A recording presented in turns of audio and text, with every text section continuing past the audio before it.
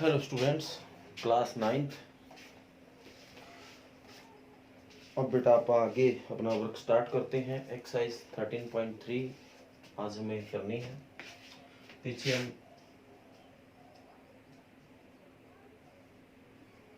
13.1 और 2 अपन ने कंप्लीट कर ली है और आज अपन 13.3 एक्सरसाइज को स्टार्ट करने जा रहे हैं। 13.3 में बेटा जो भी बात आएगी सारी की सारी कोण के ऊपर आएगी।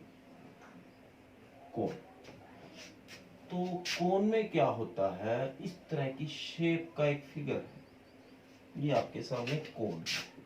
फॉर एग्जांपल अपनी लैंग्वेज में बात करें, एक आइसक्रीम को अगर आप उल्टा कर दें तो एज इट इज इसी तरह की शेप बनेगी। तो इसको इंग्लिश में कोण और हिंदी में अगर बात करें तो शंकु के नाम से जाना जाता है। हालांकि आप इंग्लिश मीडियम कर रहे हैं तो आप इसको कोण ही समझिए।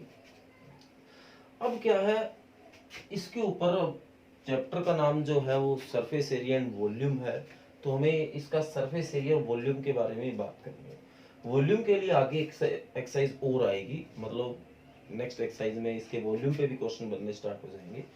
अब बात करें, अब वॉल्यूम और सरफेस एरिया का नाम आया तो क्यों ना इसके बारे में डिस्कशन करें। कई बच्चों को शायद ये ना पता हो कि सर सरफेस एरिया और वॉल्यूम में फर्क क्या है। तो बेटा अगर मान लो ये एक आइसक्रीम है, मैं हालांकि जो कोन का शेप होता है नॉर्मली ऐसे उल्टा आइसक्रीम होता है, अगर मैं आपको समझाने के लिए जाऊंगा तो मैं इस आइसक्रीम को सीधा बना रहा हूं। ये आपका कोन है, चाहे ऐसे देख लो चाहे ऐसे देख लो, है तो कोन ही। अब अगर सरफेस एरिया की अगर आप बात कर रहे हो तो सरफेस एरिया मतलब इसके बाहर का जो सरफेस है, जो इसके बाहर की जो बाउंड्री है, उसको सरफेस एरिया बोला जाता है। अब रही बात वॉल्यूम, क्या होता है? वॉल्यूम होता है कि इसके अंदर कितना आ सकता है, इस आइसक्रीम के अंदर कितनी चीज डल सकती है, वो इसका वॉल्यूम है। और इसके जो बाहर का जो सरफेस है, बाहर की जो पट्टी है, उसको सरफेस एरिया बोला जाता है। अब कई कई जगह आप यूज करते हैं टोटल सरफेस एरिया, और एक होता है कर्व्ड सरफेस एरिया। तो दोनों में क्या फर्क है? तो सबसे पहले इसमें होता क्या है, ये इसकी रेडियस होती है जिसको r से डिनोट किया जाता है। ये इसकी हाइट होती है, हालांकि हाइट का कर्व्ड सरफेस और टोटल सरफेस में जो आप करने जा रहे हैं उसके फार्मूले में कोई ज्यादा काम नहीं है, फिर भी आपको समझना जरूरी है। और ये इसकी स्लांट हाइट, जिसको L से जाना जाता है, ये आपकी स्लांट हाइट है। और ये हमेशा यहाँ पे 90 का एंगल बनाता है। हालांकि ये चीजें बताई नहीं गई होती मैथ में, पर मैं आपको बता देता हूँ कि ये हमेशा 90 डिग्री का एंगल क्रिएट करता है। और अगर आप ध्यान से देखो तो यहाँ जरूरत पड़ने पर पाइथागोरस का भी यूज किया जा सकता है। अगर आप जरूरत पड़े, अगर मान लो तीनों में से कोई एक चीज मिस हो, तो आप पाइथागोरस का भी यूज कर सकते हैं, क्योंकि यहाँ 90 का एंगल है और ये एक राइट ट्रायंगल बन रही है। और राइट ट्रायंगल में ये हाइपोटेनियस है, ये बेस है और ये हाइट है, जिसको एल्टीट्यूड के नाम से भी जाना जाता है। उस हिसाब से भी आप इसको देख सकते हो। अब रही बात स्लांट हाइट के बारे में, पता चला। अब इसका अगर कर्व्ड सरफेस एरिया निकालना, बाहर बाहर का एरिया निकालना है, तो इसके लिए जो फार्मूला होगा वो होगा पाई आर एल। अगर आप कर्व्ड सरफेस एरिया निकालने जा रहे हो तो उसके लिए जो बाहर बाहर का एरिया है वो होगा पाई आर एल। और अगर एक होता है टोटल सरफेस एरिया, टोटल में क्या है, सारा का सारा। अब कर्व्ड में तो सिर्फ ये बाहर बाहर का आएगा, और टोटल में ये चीजें भी काउंट होती है। मान लो आप इसके ऊपर ढक लगा देते हैं, इसको बंद कर देते हैं, तब ये टोटल बन गया। तो अब टोटल का एरिया कैसे निकलेगा? तो ये जो फार्मूला आपको यूज करना है वो कर्व्ड सरफेस एरिया में यूज करना है।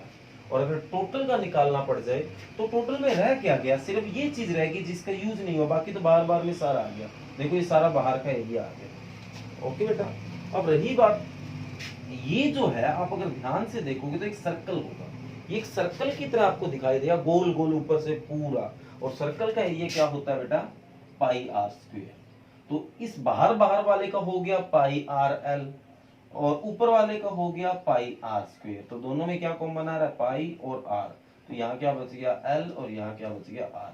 तो ये आपका फार्मूला बन जाएगा total surface area of cone, और ये जो फार्मूला है surface area of cone.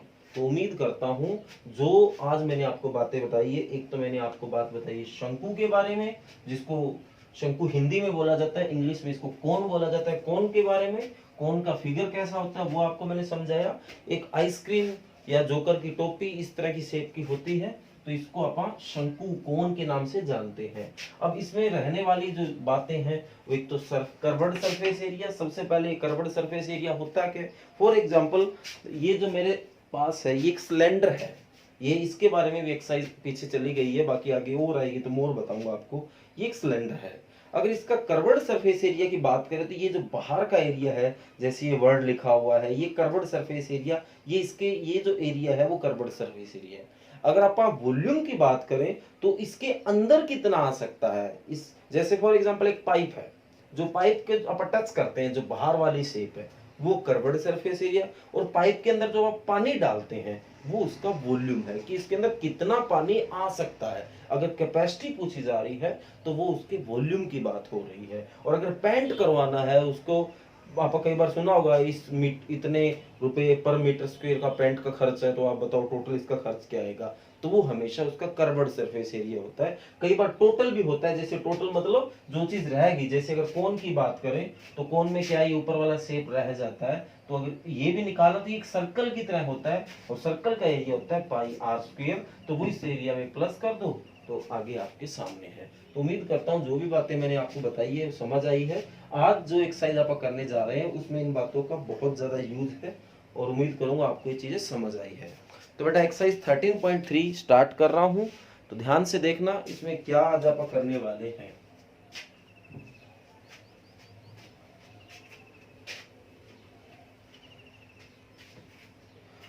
Statement पढ़ता हूं, कहता है डिटरमाइन नहीं, diameter of the base of A cone is 10.5। Diameter आपको दे रखा है जो कि 10.5 है किसी कोन का, and it's slant height is 10। Slant height के बारे में मैंने बता दिया क्या होता है, वो 10 है। तो find its curved surface area, तो इसका कर्वड सरफेस एरिया आपको निकाल के लाना है। तो फर्स्ट क्वेश्चन बताइए, तो ये मैंने बनाया कोन, और ये इसकी स्लांट हाइट है वो आपको क्या दे रखी है, 10 सेंटीमीटर, ठीक बेटा। और डायमीटर जो होगा वो पूरा होगा, रेडियस इसका हाफ होगा, डायमीटर यहां से लेके यहां तक आपको सारा दे रखा है, वो आपको 10.5 दे रखा है। तो आपको इसका कर्वड सरफेस एरिया मतलब बाहर बाहर का जो एरिया वो निकाल के लाना है। तो ध्यान से देखो बेटा,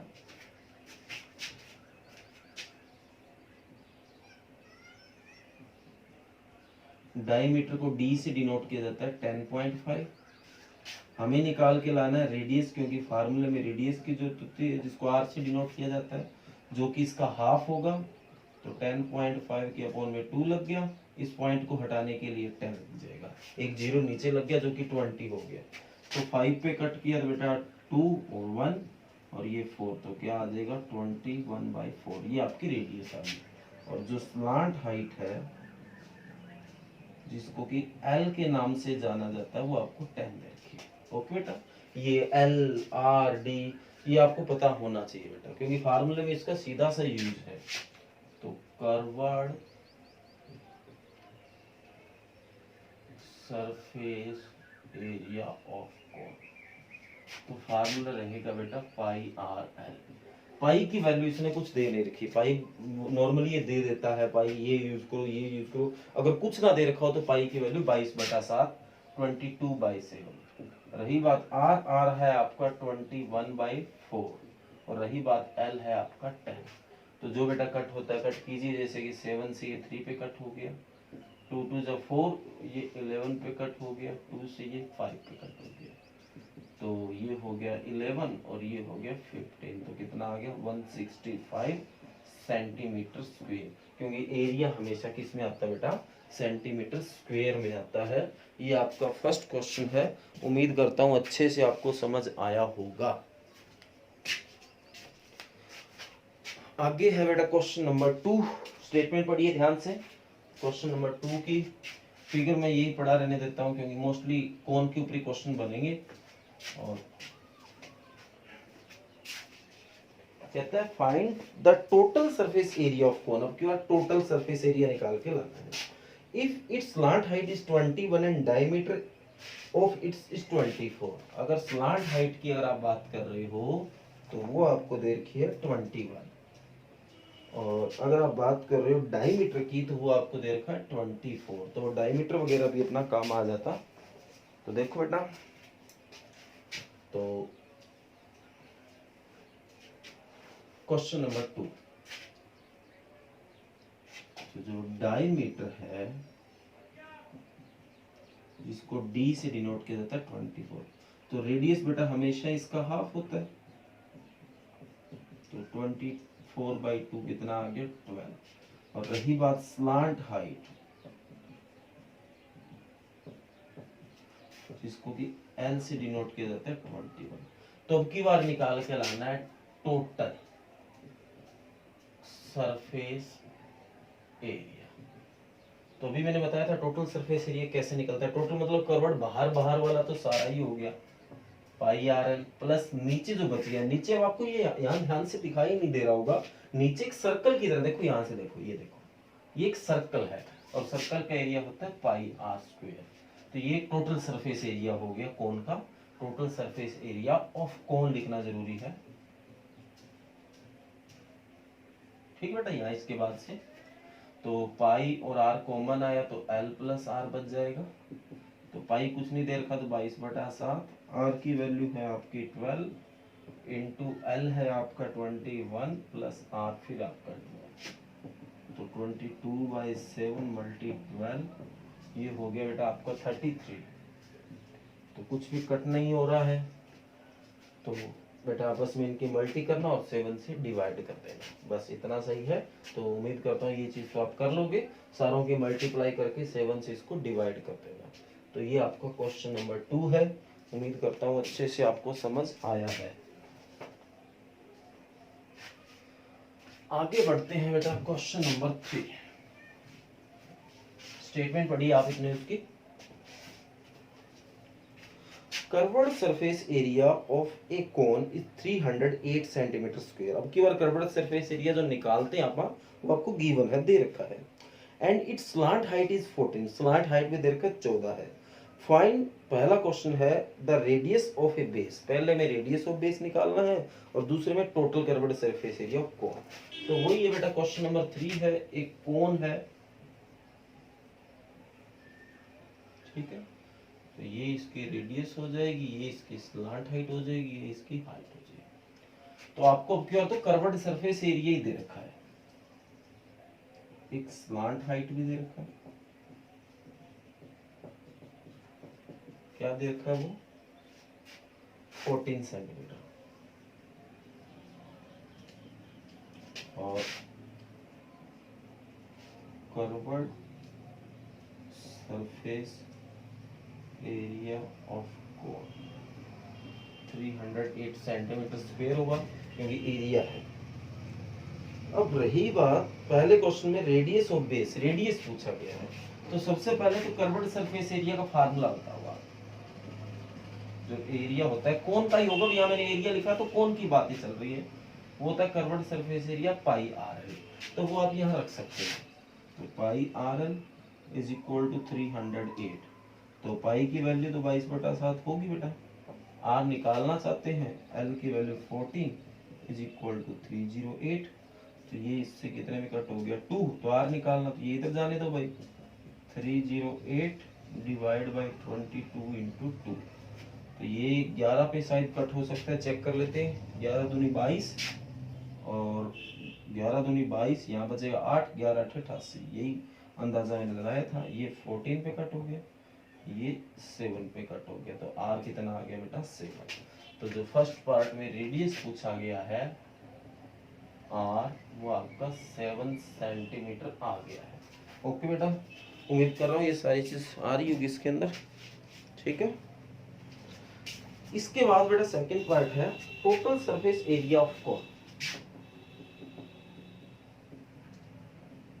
टोटल सरफेस एरिया ऑफ कोण। तो फार्मूला रहेगा पाई आर एल प्लस आर, याद है ना, अभी पीछे अपन ने निकाला था। तो पाई की वैल्यू वही 22/7, रही बात आर अभी निकाला है 7 आया है, इंटू एल है आपका 14 और आर है 7। ये 7 से तो 7 कट हो गया, 22 21। तो ये मल्टीप्लाई करनी आती है, 22 से कम 22, कैरी ऑन 20, तो 22 दूना 44 और 2 46। ओके बेटा, वो मल्टीप्लाई करने में मैं आपको जो बोला शायद समझ नहीं आया होगा। तो 22 से कम 22 हो गया, 2 बचेगा, 22 दूना 44 और 2 40। ओके बेटा, तो ये आपका इसका सेकंड पार्ट है। तो उम्मीद करता हूँ समझ आ गया होगा। इसके बाद बेटा बढ़ते हैं क्वेश्चन नंबर 4 के ऊपर।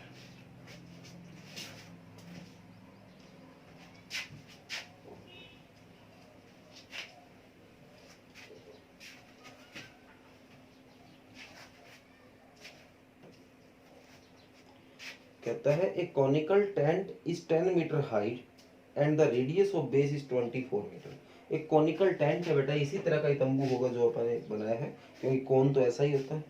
Find slant height of the tent. अब की बार देखो क्या पूछा गया, स्लांट हाइट कैसे निकलती है वो आपको पूछ रहा है। तो एक कॉनिकल टेंट है बेटा, तो कोन तो ऐसे ही बनता है, तो इसका मतलब टेंट भी ऐसा ही होगा। तो ये आपकी हाइट होगी, ये रेडियस हो गया, ये स्लांट हाइट हो गया। तो ये आपको बोला गया इसकी हाइट है वो 10 दे रखी है, ये जो इसकी हाइट है, और जो रेडियस है वो 24 आपको दे रखी है। पहले क्वेश्चन में स्लांट हाइट पूछी गई है। तो याद करो, मैंने शुरू में जब मैं इसका कंसेप्ट आपको बता रहा था, तो मैंने आपको बताया था कि आप यहाँ 90 डिग्री का एंगल बनता है तो पाइथागोरस यूज कर सकते हैं, और पाइथागोरस के अकॉर्डिंग यहाँ ये चीज हाइपोटेनियस बनती है और वो निकाली जा सकती है। तो आपको जो गिवन है वो है रेडियस r 24 सेंटीमीटर और हाइट जिसको h बोला जाएगा 10 सेंटीमीटर। तो इसका नाम देना पड़ेगा बेटा। तो we know that triangle ABC is a right triangle।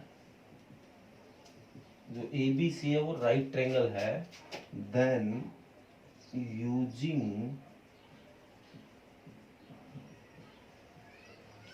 Pythagoras theorem. तो पाइथागोरस कहता है hypotenuse square base square plus height square. देखने में थोड़ा ध्यान से देखना बेटा, ये कैपिटल एच का मतलब हाइपोटेनियस है, बेस का मतलब बी का मतलब बेस है, और इस स्मॉल एच का मतलब हाइट है, जिसको कई बच्चे एल्टीट्यूड भी जानते हैं। तो वो आपकी मर्जी है जैसे आपको समझना हो। तो ये एल्टीट्यूड है वो स्लांट हाइट होगी, वो तो है नहीं भाई हमारे पास। बेस 24 है और हाइट हमारे पास 10 है। तो hypotenuse square is equal to 24 का स्क्वायर, 24 की 24 से मल्टीप्लाई करनी पड़ेगी। ये हो जाएगा आपका 476 प्लस 10 का हो गया 100। तो hypotenuse square is equal to 576। तो बोथ साइड रूट करना पड़ेगा, इससे कट हो गया। तो हाइपोटेनियस इस 576 को पा 24 का था 576, ये गलत हो गया बेटा, और ये बनेगा 676 676। इसको लिख सकता हूँ 26 इंटू 26। तो ये 2 बार आ गया तो बाहर निकल जाएगा 26 सेंटीमीटर। और यहाँ जो हाइपोटेनियस है वो बेटा आपका क्या बन जाएगा, स्लांट हाइट, वो L बन गया 26 सेंटीमीटर। ओके बेटा, तो ये आपने कर दिया इसका फर्स्ट पार्ट। आगे बढ़ते हैं सेकंड पार्ट में। क्या पूछा गया, सेकंड पार्ट में पूछा गया cost of the canvas required to make the tent if the cost of 1 meter square canvas is 70। आगे बोला इसको बनाने के लिए जो कैनवास यूज होगा, जो ये चद्दर कह सकते हैं आप, या जो ये कपड़ा यूज होगा, कहता है कि अगर 1 मीटर स्क्वायर जो कैनवास है वो 70 रुपीज में आता है, तो इसको बनाने में जो कैनवास यूज होगा वो कितने रुपए का आएगा। ये सेकंड पार्ट है। तो सबसे पहले बात रही एरिया निकालना पड़ेगा, जितना एरिया होगा उस हिसाब से पता चल जाएगा।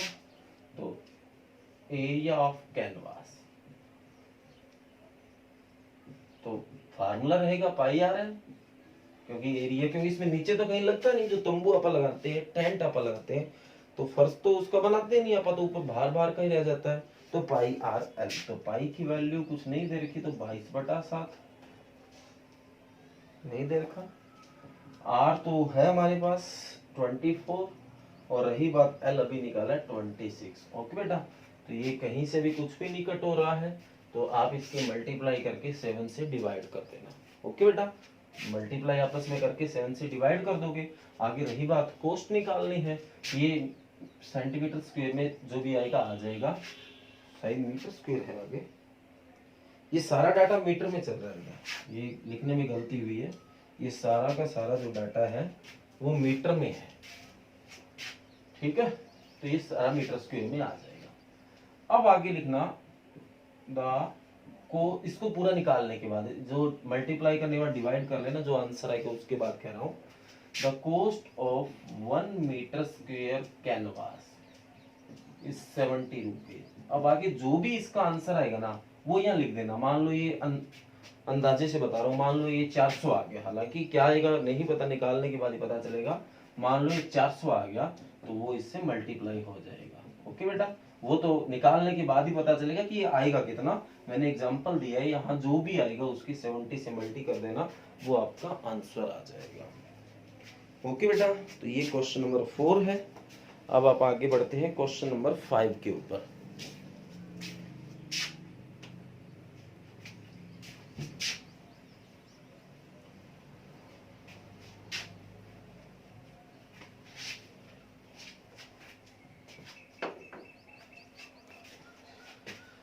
आगे बेटा क्वेश्चन नंबर 5 है, what is the length of टारपोलियन।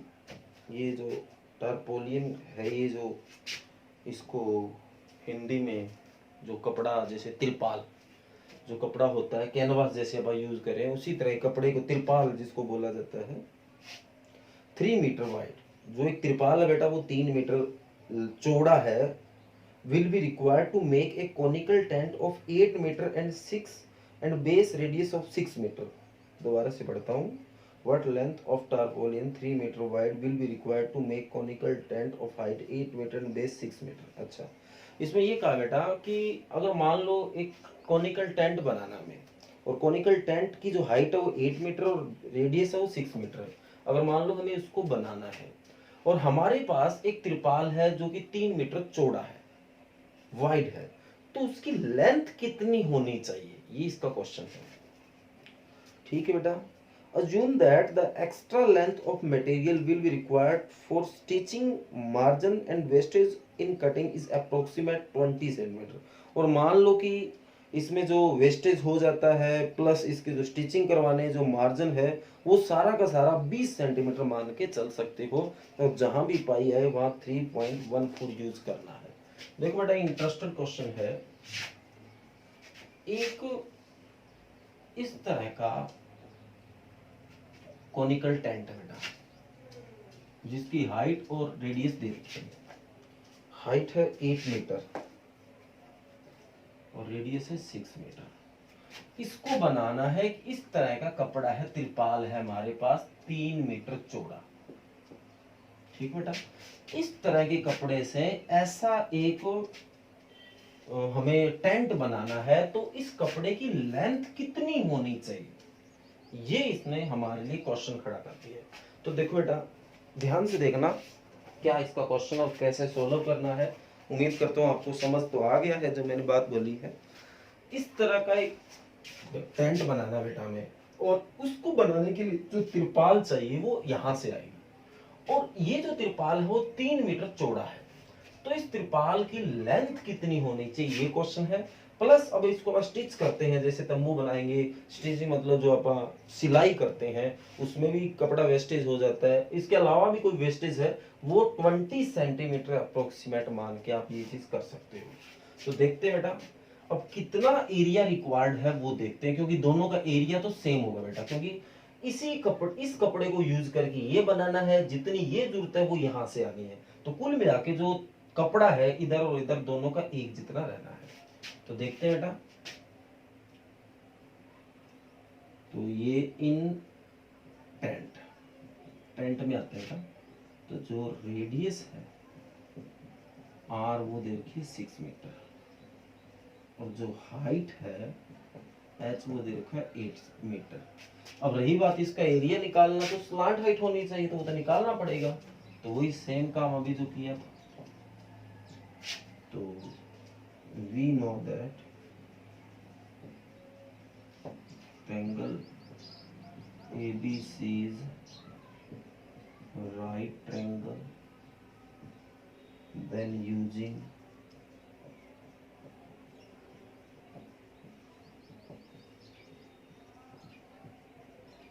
Pythagoras. Okay बेटा, तो क्या होगी, hypotenuse square base square height square. Hypotenuse तो निकालना ही है स्लांट हाइट, बेस 6 स्क्वायर ये 8 का स्क्वायर। ओके बेटा, तो height square is equal to 8 का 6 का 36, 8 का 64, तो 100 आ गया। बोथ साइड रूट किया तो 100 को 10 मल्टी 10 लिखा। तो ये जो स्लांट हाइट है आपकी वो 10 मीटर आ गया है। ओके बेटा, अब आप इसके एरिया निकाल सकते हैं। एरिया ऑफ कोनिकल टेंट, तो फार्मूला रहेगा पाई आर एल, क्योंकि नीचे कोई कपड़ा है नहीं, सिर्फ बाहर बाहर का होगा। पाई की वैल्यू 3.14 गिवन है, आर की वैल्यू 6 है, और एल अभी निकालना 10 है। ओके बेटा, तो जितना है ये आ जाएगा। अब आपको बताया कि जो ये टेंट बनेगा वो इसी कपड़े का बनेगा, तो ये कपड़ा और ये कपड़ा तो बराबर होना चाहिए। तो इसी तरह पर इसका एरिया भी निकाल लेते हैं। और ये कपड़ा आपको किस तरह का लग रहा है, रेक्टेंगुलर लगेगा। तो एरिया ऑफ रेक्टेंगुलर, ठीक बेटा, जो टारपोलिन यहाँ जो लिखा हुआ है, तो लेंथ मल्टी ब्रेथ, तो लेंथ है ही नहीं बेटा, निकालनी है, ब्रेथ आपकी 3 है। तो अकॉर्डिंग टू द क्वेश्चन दोनों इक्वल होंगे। समझ आ गया ना, क्योंकि कपड़ा तो सेम है। तो 3.14 multi 6 multi 10 is equal to L multi 3। तो ये इसके डिवाइड में आ जाएगा 3। तो ये इससे 2 पे कट हो गया। तो L is equal to 3.14 multi 20। Okay बेटा, तो ये आपका हो जाएगा अपॉन में 100, एक जीरो से तो एक जीरो सीधा ही कट हो गया। तो ये हो गया L 628 डिवाइड बाई 10, ये हो जाएगा 62.8। ओके बेटा, इतना मीटर इसकी लेंथ आ गई। अब इसने बोला था कि 20 सेंटीमीटर जो खराब हो गया वो आप इसी में जोड़ लेना, एक्स्ट्रा कर लेना। तो इस लेंथ में प्लस कर देते हैं। 20 सेंटीमीटर मीटर में कन्वर्ट करेंगे, डिवाइड बाई 100, तो ये आ जाएगा 0.2। तो ये आपका आ गया 63 मीटर। ओके बेटा, तो टोटल लेंथ आप लिख देना, ये आ जाएगा 63। ओके बेटा, तो उम्मीद करता हूँ ये क्वेश्चन भी आपको समझ आया है। और अगर बेटा कोई भी तरह की प्रॉब्लम आती है कमेंट कर देना। तो ये क्वेश्चन नंबर 5 है, और आज आपको घर से बेटा 5 क्वेश्चन ही करने हैं। तो ये 5 क्वेश्चन आज अपने घर से कर लेना। अब क्या वर्क के साथ साथ अपन रिवीजन जैसे आपने छुट्टियों में की थी वो अपन दोबारा बात कर लेते हैं। कौन कौन से चैप्टर की अपन ने कर ली है इसके ऊपर भी बात करनी जरूरी है। और ये वर्क अपनी कॉपी में स्टार्ट कर देना बेटा। जो कॉपी आपने पहले वो 7 चैप्टर जो अपन ने कर लिए थे, कौन कौन से कर लिए इसकी भी अपन बात करेंगे। वहां से आगे इसका वर्क को अपना कंटिन्यू कर देना।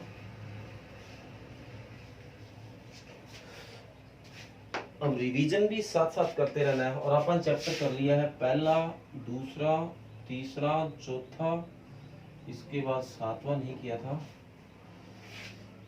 इसके बाद अपन ने कर लिया था 12वां, 14, 15 और अब 13वें में लगे। ये 7 चैप्टर आपने कर लिए बेटा। ओके, और पहले अपन ने 13.1 और 2 करके रोक दिया था वर्क। अब 13.3 आज से स्टार्ट किया बेटा, इसको अपनी कॉपी में स्टार्ट कर देना। तो ये रिटर्न वर्क जरूरी है और उम्मीद करता हूँ कि आपने पीछे वाला सारा वर्क कर लिया होगा बेटा। तो उम्मीद करता हूँ कि ये हो गया होगा, क्योंकि काफ़ी टाइम आपको बहुत दिनों से लगातार मैं कहता हुआ आ रहा हूँ, ये वर्क भी देता रहता हूँ। तो उम्मीद करूँगा कि आपने पूरा कर लिया। तो ये 13.3 से आज स्टार्ट कर देना बेटा अपनी उसी कॉपी में ये वर्क। 13.2 पे जहाँ रोका था वहाँ आगे 13.3। अब रही बात रिवीजन, जो रिवीजन है वो अपने सेकंड चैप्टर की कर ली। फिर आपको मैंने जो बीच में थर्ड चैप्टर, फोर्थ चैप्टर और 12 चैप्टर की करने के लिए दी थे। उम्मीद करता हूँ जो छुट्टियों में वर्क दिया था वो आपने रिवीजन कर लिया होगा। अब आपको जो रिवीजन साथ साथ वर्क थोड़ा देता रहूंगा ताकि साथ साथ रिवीजन भी होती रहे। तो आज जो आपको रिवीजन करनी है बेटा वो 13.1 जो आपने कर ली, क्योंकि आपका 13 चैप्टर आज 13.3 स्टार्ट किया। तो हो सकता है कुछ बच्चों की चीज समझ ना आई हो, क्योंकि हो सकता है 13.1 और 2 उन्होंने की ना हो या बहुत दिन हो गए की, ऐसा भी हो सकता है। तो इसलिए 13.1 में साइज 8 क्वेश्चन है। मैं दोबारा चेक कर लेता हूँ। 13.1 8 है बेटा। तो आज 13.1 के 4 क्वेश्चन की रिवीजन करनी बेटा। रिवीजन का जो वर्क रहेगा मैं डेली ये मान के चलो कि इस हिसाब से दूंगा ताकि आपका वर्क ये ज्यादा ना हो लिखने वाला और ये रिवीजन वाला। तो ये इधर से 5 क्वेश्चन 13.3 के आपको करने के लिए दिए हैं और 13.1 के 4 क्वेश्चन आपको क्वेश्चन नंबर 1 2 3 4 आपको आज रिवाइज करके लाना है। ओके बेटा, उम्मीद करता हूँ जो भी बात बताई आपको समझ आ गई है। और कॉपी में 13.3 आज से स्टार्ट कर दो बेटा। जहां 13.2 आपने रोकी थी उसके बाद 13.3 से लिखने का वर्क स्टार्ट कर दो और उम्मीद करूंगा कि पीछे वाला सारा वर्क आपका पूरा है। और रही बात रिवीजन, इन 4 चैप्टरों की हम रिवीजन कर चुके हैं। ये आपको छुट्टियों में जो 18 से 30 के बीच में दिया था करने के लिए, और ये मैंने पहले करवा दिया था। और आज आप 13.1 की रिवीजन स्टार्ट कर रहे हैं। तो इसके क्वेश्चन नंबर 1 2 3 4 4 क्वेश्चन है, ये 4 अच्छे से रिवाइज कर लेना बेटा। Okay, thank you.